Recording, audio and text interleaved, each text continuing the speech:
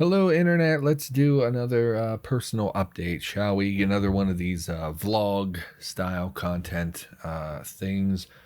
Yeah, I already did this. I already recorded this episode previously, and uh, I cried a little bit, and I'm still not comfortable crying on camera for the internet. So just gonna re-record this. So for those of you who don't follow me on Twitter, which is most of you, by the way, you should check out my Twitter. But yeah, if you don't know, my brother tested positive for COVID. I think in the last Cataclysm episode I recorded, I actually mentioned that he was pretty sick, and I suspected he had COVID, but we didn't know for sure. So the timeline's like this. As I record this, it is Sunday, December 13th. So last Saturday, he started getting very sick. So 8 days ago, he got very sick. With the way COVID works, he probably had it a couple of days before that and just wasn't symptomatic until Saturday. So Saturday, my niece was here, his daughter, and he didn't spend any time with her because he was very, very sick. So he was in his room, he slept all day, things like that, and he was coughing up a lung. So was concerning, and I told my family, stay away from him. He probably has COVID. He's not careful. He's constantly irresponsible. Surely he has COVID at this point. So he got tested, and we found out on Tuesday he tested positive, which, by the way, why does it take 4 or 5 days to get a COVID test back? We're a year into this thing. The politicians and the rich people, they're not waiting for 4 days to get tested and get results. They get that shit the day after or hours later. So I don't really understand how we're a year into this thing and we still don't have tests that are faster than 4 or 5 days, because by the time 4 or 5 days pass, you've already exposed tons of people. And that's assuming you even, like, depending when you get symptoms, it could be a huge, disparity in you taking precautions before you even know you're sick or whatever. Although I guess you don't get tested until after you're symptomatic. But you know what I mean? Like, it's just 4 or 5 days is ludicrous for how significant this is. There has to be tests by now that turn around faster than that, and they just don't give them to poor people. Would be my guess. Not to get classist about it, but that, like, the politicians are getting tested daily and they're getting results immediately. So I don't know. That's a point of frustration. But anyway, so he got tested on Saturday. We found out on Tuesday that he was positive for COVID.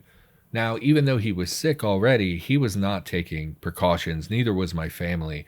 I kept telling them, you need to stay away from him. He's sick. He could have COVID. You need to be careful. I started wearing a mask around the house at all times. Whenever I left my bedroom, hand sanitizing. My God, I've gone through so much of my hand sanitizer here. Hope that didn't sound gross in the microphone, shaking a wet bottle of gel. And then, yeah, I also have disinfectant wipes that I kills 99.9% of viruses and bacteria, which I'm sure probably is only applies if you do it for a certain period of time, and make sure you don't wipe it dry or anything. I'm not. But I started taking precautions immediately. Whenever I would leave my room, I would use a disinfectant wipe to touch all surfaces. The way the house is situated, basically, my family members live downstairs. My brother lives upstairs. I live upstairs. So when you come up the stairs, my bedroom is in front of you. It's kind of isolated on this side of the house. My brother's room is on the opposite side of the house, which is adjacent to the bathroom. And unfortunately, we're a one bathroom household. So the point of contact was always going to be the bathroom. So, tried to avoid going to the bathroom. Spoiler alert, can't really do that. So when I would go, I would put on my mask. I would touch every surface with a disinfectant wipe. I would wipe down everything before and after I used it, like the handle on the toilet, for instance. Disinfect that every time. Wash my hands, of course, no matter what. Even if I just go in there, drop some clothes in the laundry basket and come back out, I wash my hands. And then, of course, when I come back to my room, I will then use hand sanitizer as well. So I'm maybe even you could argue overly cautious, but in my mind, it's like, this is a pretty virulent disease that actually kills people, so why wouldn't you take the extra precaution? Like, yes, did I have to go out and buy disinfectant wipes that I had previously not been using? Absolutely, but that was something that is such a minor expense and such a decent precaution to take. And I already was using hand sanitizer liberally, and of course, I wear a mask everywhere already. And so it was just about limiting exposure, trying to stay out of the bathroom as much as possible. I even, in my particularly paranoid moments, actually went out and bought a bucket so that I could kind of, take like a sink bath in my room instead of, I don't want to be in the bathroom for 10 or 15 minutes when my brother is in the room next to it where he leaves which I know 10 or 15 minutes is not a huge exposure, but like my brother is not careful. So he had COVID. We knew he had COVID. He tested positive, and then he would leave his door open and would just cough out into the air. And it's like you couldn't even take 2 seconds to close your bedroom. Instead, you're leaving the door open. So all of that germ crap that you're coughing into the air is just going into the bathroom where every member of this household has to go. I keep coming back to it. It's like disrespectful. It's so inconsiderate. He is such a fuck up. Like, I'm so done with my brother. He got COVID, and we always knew he would be the one to get it because he's not careful. He goes out with people. He stands shoulder to shoulder. He does all this stuff that, like, if it was going to come in the house, it was going to come through him. And then he got it, and I was like, oh, now he's going to give it to everybody. And then he's not being careful. He's walking in and out of the house. By the way, who smokes when they have COVID? He smoked the whole time he had COVID, even though he couldn't breathe. He went to the hospital at one point because his lips were blue and he wasn't getting oxygen. And he still is smoking every hour on the hour. So all night he would go in and out of his bedroom, walking through the house, no mask on, coughing, wheezing, touching doorknobs. And it just made me so angry that he was not taking precautions. And I think I'm just done with him. Like, on top of all the stuff we've already talked about, him committing a crime that is pretty heinous, well, allegedly. I don't know if he did it or not. But, him facing criminal charges for something that's really substantially awful. Him threatening my mother, threatening to kill me, his mental breakdown, his unwillingness to take treatment and get help for himself, his drug deal, doing all the drugs that he does. Like I said, they believe that he was doing crack. Now with COVID, just being so irresponsible with our family. Like, I have a family member who lives here who's like 74, I think. That is a at-risk age group, and my brother just seemed completely unconcerned, and I was so scared that he was going to kill one of my family members by being just grossly negligent. And I gotta say it, like, I'm really angry over COVID. I'm angry at the way we're going to get just a tiny bit political. I think that Donald Trump has been horribly irresponsible with our country. I think, he got it and then told everyone that it was no big deal, which I think is grossly negligent because you're basically telling a bunch of people who don't have the health care that you have access to as the president that they're going to be fine, even though we have like literal numbers of thousands and thousands of people dying all the time because of COVID. And you're saying, oh, it's just the flu. Oh, it's not a big deal. I had it. It was maybe stronger than ever. It's hugely irresponsible. The response in the United States to COVID has been laughable. There are people everywhere I go who are not wearing masks. They got their kids running around, people coughing into the air, sneezing into the air with no masks on. How hard is it? How hard is it, internet, to stay 6 feet away from people in a store? Like, how stupid do you have to be that you can't handle standing slightly further away from other people? Like, it's such a small, completely innocuous thing that takes a fraction of a second, but there are so many people that I'm standing in line at a store and they walk right up behind me and they're standing like a foot behind me. And it's like, dude, fucking get away from me. Like, honestly, you're not wearing a mask. You're crowding me. Back the fuck up. Like, and I'm a little bit of an aggressive dude, and I can get pretty angry at people, as illustrated by my just a minute ago getting a little aggressive. Look, if you're one of these people who can't be bothered to put on a fucking mask, you're an asshole. I don't want you at my channel. I don't want you in my circle. You can just go away. You're a stupid person. And my brother is one of those people. And there are so many people like that, and it's just so frustrating to constantly, I go to work. Oh, yeah, there's a big sign says stay 6 feet apart. Make sure you're wearing masks. And then some guy comes hacking along up, coughing crazily as he walks into this tiny room that we're in and stands over my shoulder like an asshole. And I say, hey, yo, 6 feet, get away from me. Like, frankly. And it's like, these people are lucky that I'm not the person I was 10 years ago, because I'd be punching people in the mouth. Like, it's whatever. I'm angry. I'm angry, internet. I'm so tired of it. And people just so stupid. Just stupid people. And then people get mad at me, like, oh, you can't say stupid. Like, you're disparaging people with mental limitations. It's like, no, I'm not. These are not people who have like a diagnosis of like something that actually like makes it difficult for them to think, or that they have some limitations. That's not who I'm talking about. I'm talking about people who are just, they have all the facts in front of them. There's clear evidence that what you're doing is a danger to people around you. We can see that the United States is failing spectacularly on the world stage about handling COVID. And then people are like, yeah, I don't really believe in COVID. It's like, no, you're just a stupid person. It's not because of some mental limitation. It's not because you have a diagnosis. It's because you're too fucking stupid to even think at all about your situation and make a rational, coherent decision. Anyway, we rambled about that enough. Probably a lot of people didn't want to hear that. I bet if I look at the watch time on this episode, there will be a whole bunch of people who bailed when I started talking about COVID. Let's not talk about COVID. So it's been about a week that he was got sick. And then today he's starting to feel better. And I told my family, we need to be cautious. Even once he starts to feel better, he can still be contagious.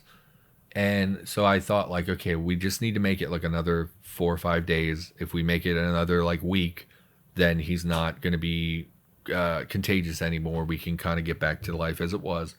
No one else in the family is sick. Everyone's feeling okay. I've had a lot of nausea, but I think that's just my stomach problems acting up. Because I have breathing problems, I'm sure it would have been pretty evident pretty quickly if I had it. So currently, everyone is safe and healthy. My brother is on the recovery. Today he left the house, which, again, negligence. He just is going to go stay with friends for a couple of days, which is good news, actually, because it gets him out of our house and I don't have to worry about my family getting sick. But also is negligent. Why would you go be around your friends when you have a very virulent, dangerous disease? Do they know that he had it?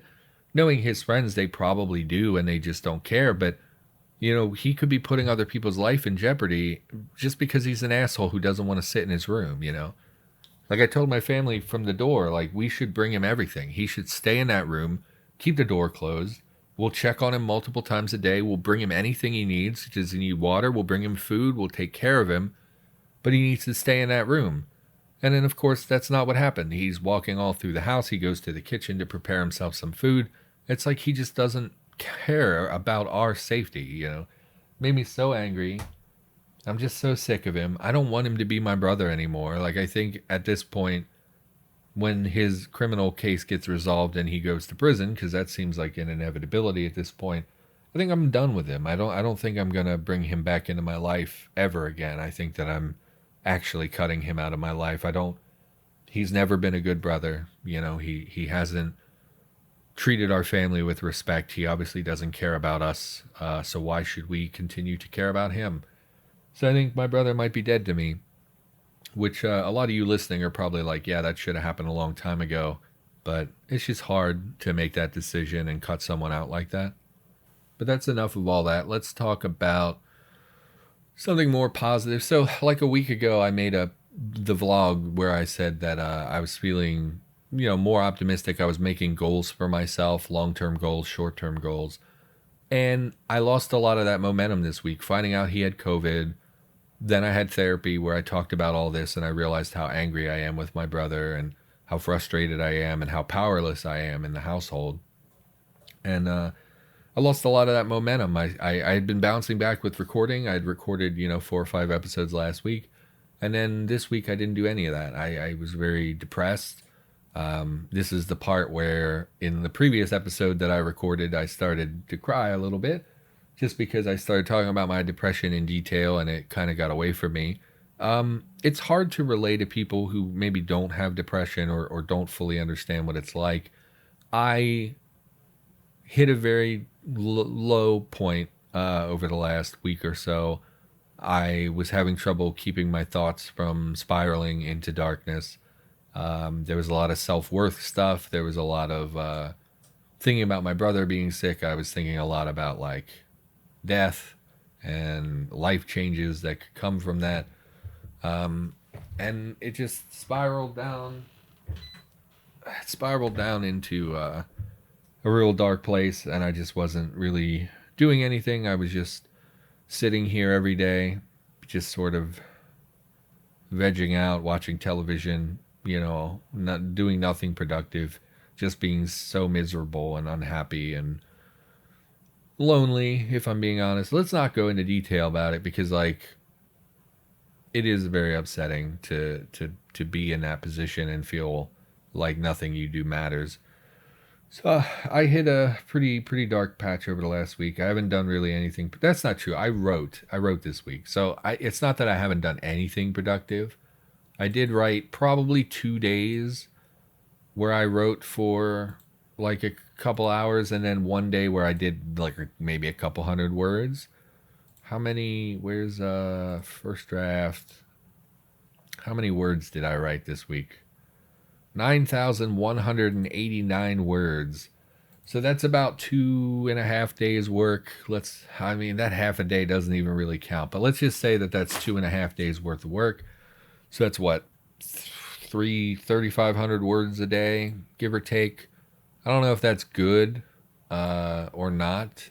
I don't really know what I should be writing. Actually, I have Google. I have no idea what like a standard writer's, like how many words. What should I even ask Google? Uh,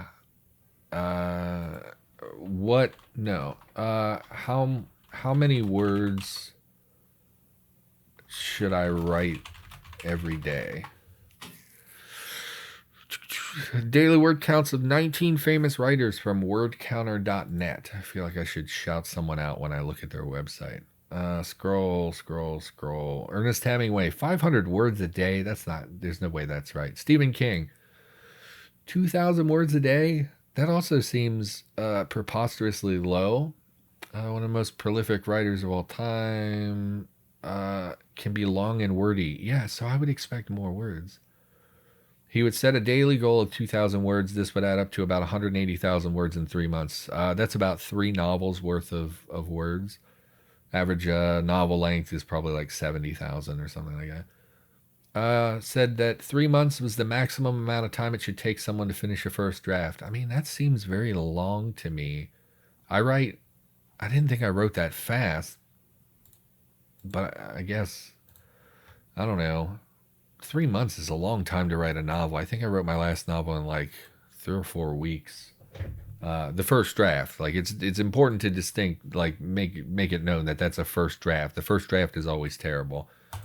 Well, whatever. Anyway, I've been writing some. It's first draft. I'm like 6 chapters in, 30 some odd pages. Whatever.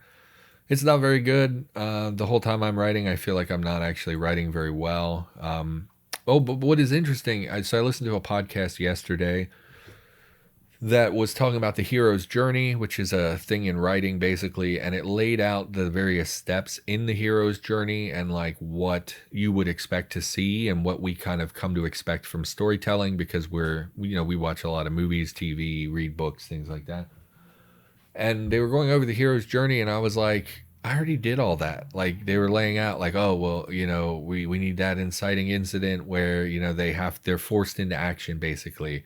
It's like, okay, well, I have that. And it's like, okay, well, then there's the denial of the call where the hero doesn't actually, want to do it, but they end up doing it anyway for whatever reason, blah, blah, blah. I was like, okay, well, I already do that. And then they talked about like revelations and the mentor character and things like that. And I was like, I have all those things. I didn't mean to do those things. It just sort of happened. And then I started thinking like, maybe your writing isn't as terrible as you think it is. Because you're obviously hitting the right notes with story structure and whatnot.